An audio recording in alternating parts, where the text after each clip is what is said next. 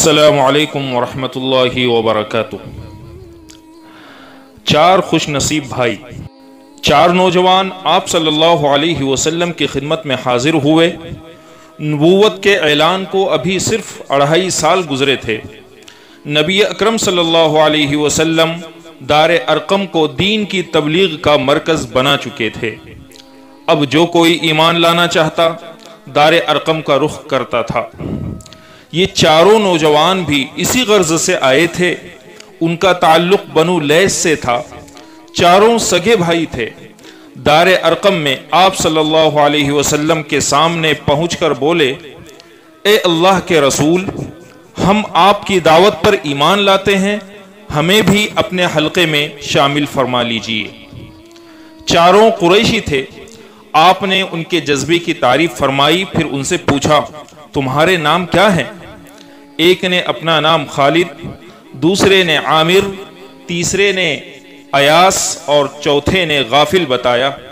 آپ صلی اللہ علیہ وسلم نے ان کا نام سن کر فرمایا، غافل نہیں، آج سے تمہارا نام عاقل ہے۔ انہوں نے فوراً کہا، بہت بہتر۔ اسی دن سے انہیں عاقل کہا جانے لگا۔ تاریخ میں وہ اسی نام سے مشہور ہوئے۔ آپ کا پورا نام عاقل بن بکیر لیثی تھا۔ نبی اکرم صلی اللہ علیہ وسلم نے جب صحابہ کرام رضی اللہ عنہم کو ہجرت مدینہ کی اجازت دی تو مسلمان آہستہ آہستہ کفار کی نظر بچا کر مدینے کا رخ کرنے لگے۔ انہوں نے سال ہا سال تک ان کفار کا ظلم و ستم برداشت کیا تھا۔ اب کفار یہ کیسے پسند کرتے کہ مسلمان بچ کر نکل جائیں، اسی لیے وہ بھی مسلمانوں کی نگرانی کر رہے تھے۔ حضرت علی رضی اللہ تعالیٰ عنہ فرماتے ہیں کہ اس زمانے میں مکہ سے ہجرت کرنا سخت مشکل کام تھا، اس لیے سب نے چھپ کر ہجرت کی۔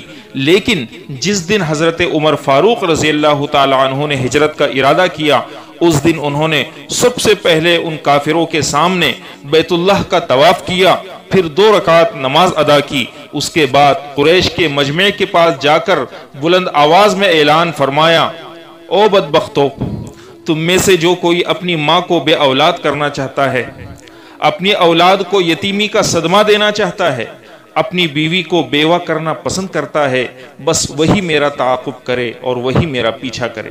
میں یہاں سے مدینے جا رہا ہوں، سن لو، جس میں ہمت ہے روک کر دکھائے۔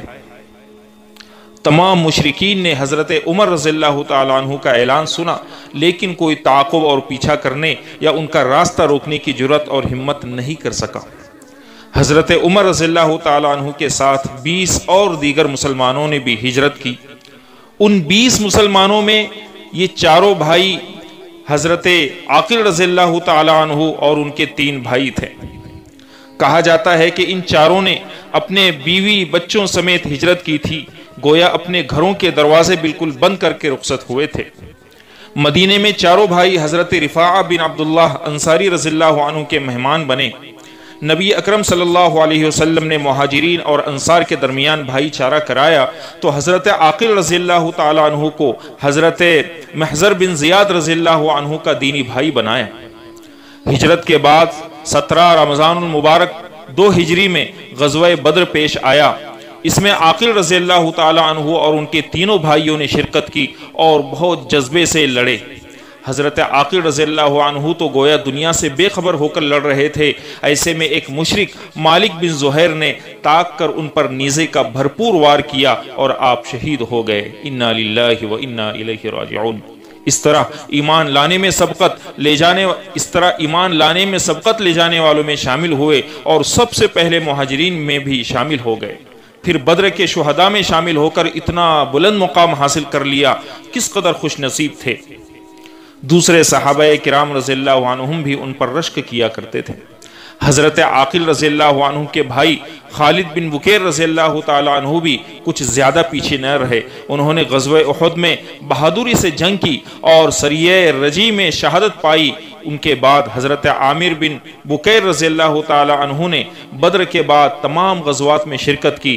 آپ صلی اللہ علیہ وسلم کے ساتھ رہے، یہاں تک کہ حضرت ابو بکر صدیق رضی اللہ تعالیٰ عنہ کے دور میں جنگ یمامہ میں شہادت پائی۔